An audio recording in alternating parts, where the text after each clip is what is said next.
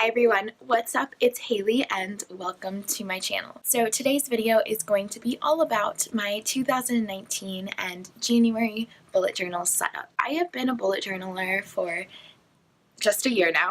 I kind of have learned a lot along the way and I've figured out a lot of things that work for me, so I wanted to share them with you, and this might become a regular thing on my channel. Maybe I'll continue to do that. But just a couple things before we get started.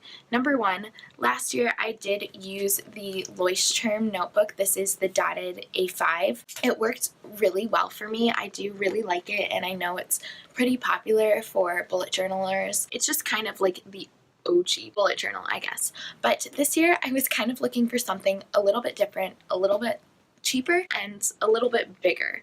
And I kind of ended up not getting what I expected, but I'm gonna roll with it. I ended up getting the Essentials Extra Large notebook. Now, size comparison, it's so much bigger. I did not expect it to be this big, but instead of sending it back and getting a different one, I decided to just kind of accept the challenge. But this is really nice. It's good quality. And then the second thing is that Amanda Rach Lee is like the bullet journal queen here on YouTube, as I'm sure anyone who does bullet journals knows. So you will see in my spreads, a lot of it is kind of just like basically a remake of her spread that she did, or basically I just take the things that she does and apply it to my life. And then third thing is, my room is in disarray.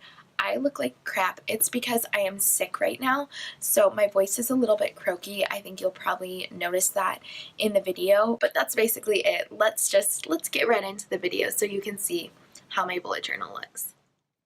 Okay, so I want to talk really quickly about the supplies and stuff I use. So I already talked about my notebook, but as for pens, when you see any black writing, you can probably assume that I'm using these Micron pens. So they're different size tips. This is 0.5 millimeters and this is 0.3 millimeters. And then I also occasionally use the black Crayola Super Tip. I got like a 50 pack of these for super inexpensive. These are an Amanda Rach Lee suggested product. They've worked so well for me. So if you are just starting out bullet journaling, I highly recommend getting the Crayola Super Tip. For some silver accents, I used two different things. One was this Uniball silver gel pen. Kind of just picked this up on a whim at Michael's, and it has been so nice. I find that it doesn't really tend to skip or anything. And then also for more silver accents, I also use this, I'm not sure how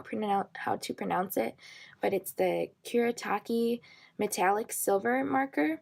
I also used the gold. This came in a pack of 6 metallic markers. And then I also used white gel pens. You're probably wondering why the heck I would use white gel pens, but you will see in a second. And I use these Jelly Rolls 08. I also got these at Michael's. And then finally, I use these Tombow black brush pens, I think they are. Oh, they're calligraphy pens, and I have the soft tip and the hard tip here. So let's get into the journal now. So on the first page here, I just decided to welcome the new year. Of course, this is kind of taken from Amanda Rach Lee, as a lot of my spreads are. As you can see, I used black and some silver accents. I don't know if the camera is going to pick that up. That's kind of really the tone of how I wanted to start my bullet journal. For these beginning pages, I wanted to use a really neutral palette. In fact, I think I might just use like a black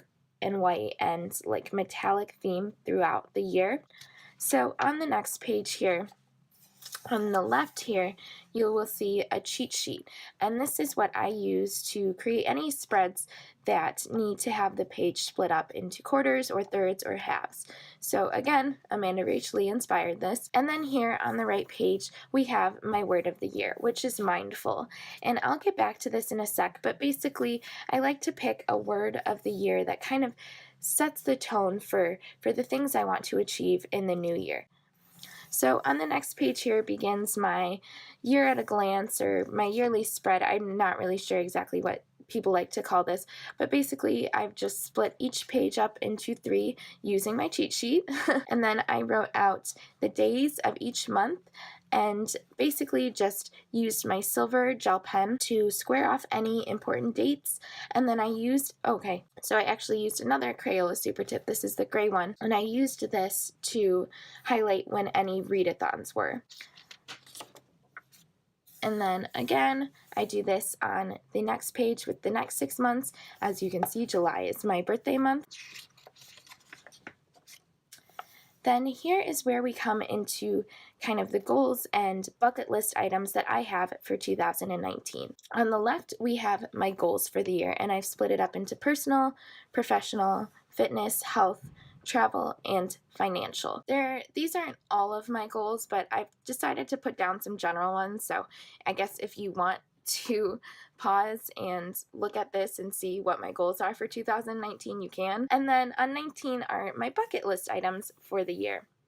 And I haven't written them out all because I kind of like to write them in as I go. But for now, I have included 7. Now, back to the goals page. So when I wrote these out, I really looked at my goals and tried to figure out what word really summarized those very well. I found that I was really focusing on being mindful in those goals. So that is how I came up with this word.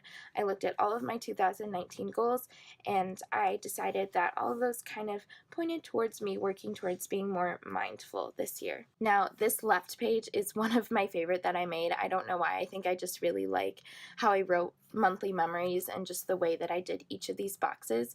But I'll kind of come to this again too. Basically, each month I'm going to write some or just one of my favorite memories of that month. And then on the right here, I thought it kind of fit well with my memories, is going to be my travel log. Okay, so here comes into my reading pages. Now, on the left is the top 10 books I want to read in 2019, but I'm not sharing those because I want to do a separate video on that, so you will just have to wait and see. And then on the right, I did a reading log where I'm going to track the title, author, pages, and rating of each book that I read. So on the next page here is where I track kind of other forms of pop culture. So on the left, I want to kind of write down the top 10 albums that I listened to in 2019. So I drew some records. They kind of look like donuts, which honestly, that's fine. But basically, each one I'm going to write the name of the album and the artist in it. And then if there are other ones of note, I can write them outside. And then, of course, I am tracking my watch list on the right. So this is shows and movies that I watch or want to watch. So right now, I just have Little Witch Academia on, I believe that's what it's called, on Netflix. This was recommended to me by Cecilia. It's an anime and it sounds really cute and interesting, so I want to read it, or I want to watch it. And then once I do, I will put like a check mark or an X here in this column. And then begins my January spread. So this is just kind of my title page for January. And as you can see, here I added in some of the gold accents. So I did the black, white, silver, and gold for January. Now, this page I am super, super happy with and super proud of. This is kind of just my monthly overview. So I did the calendar spread here. Over here, I also put my goals for the month. This is just kind of bigger tasks that I need to accomplish before the month is over. And then I also have a looking ahead box here where I look ahead to the coming months of things that I need to be aware of or that I need to plan for. Then here, this is from Amanda Rachley as well. This is like a growth tracker. Now, I know subscribers aren't like the most important thing in the world, but I kind of want to see how I'm growing each month. So I'm going to write the number of subscribers I have on January 1st and the number that I have on the 31st to kind of see where I went this month. And then over here, this is my first time trying a mood tracker. So basically, I've written out all the days of the month, and then I have a smiley face, a sad face, and kind of an in-between face. And I'm going to color in my mood for each day just to kind of track where I am, how I'm feeling. And if this doesn't work for me, then it's something that I am not going to carry over into February. I do love habit trackers though, and I've kind of been trying to figure out which style of habit tracker works the best for me. I have used different styles of them in the past. I've done weekly habit trackers, and I've also just done big dedicated monthly habit trackers, but I decided that I kind of want this bullet journal to be very experimental for me and to see exactly what works for me. So I decided to do an individual habit tracker. So I can really see at the end of the month which of the habits I need to really focus on going forward. And then on the right, I have my brain dump page. So this is going to be kind of the most random page that I have. But basically this is going to be where I go if I need to write anything down, any ideas I have, or anything like that, that doesn't really have a dedicated page. And then I liked the way that looked so much that I used kind of that same style for my January memories. So this goes back to the page where I am going to be writing my monthly memories. So basically here in the January memories page, I am just going to write down any good memories I have. So for example, I'm going on a ski trip in the first weekend in January, so I can make a little box here and write the dates and then just some fun memories from that ski trip. And then if that ends up being some of my favorite memories from the month, I can go back to that other spread and write them there. And then this begins my weekly spread. So basically I just wrote the overview here in the top corner, and I highlighted which week I was doing. All you really need to know about this is that for events that I have, I use triangles, and for tasks, I have little circles that I can then X out once I accomplish them. And then usually I don't plan 2 weeks ahead, but I just kind of wanted to show you what a full spread would look like.